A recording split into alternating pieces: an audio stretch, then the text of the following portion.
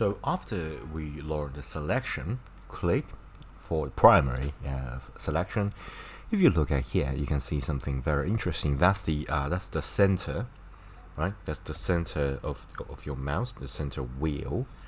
And yeah, if your mouse do not have this center wheel that it can be pressed, I strongly recommend that you at least buy a budget one or a second used one, because it's a necessity of modeling.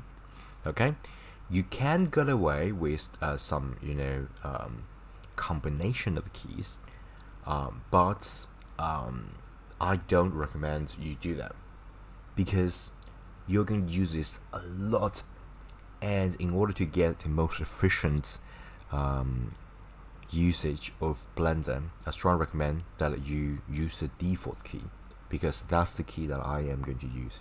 Okay, so if you just press this center, the mouse key here, if you press and hold this center, you can rotate the whole viewport. So basically everything that you see here is inside of the viewport.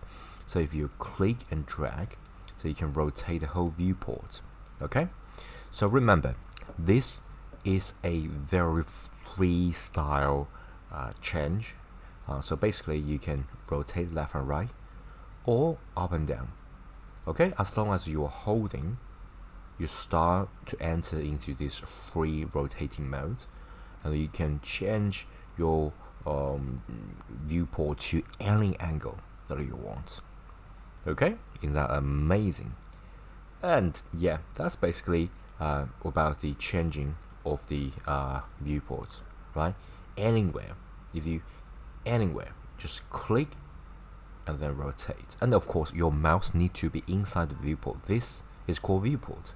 Everything that you see is like a quick fake render. It's not like the actual render, so you know what you're working on. And this is a 3D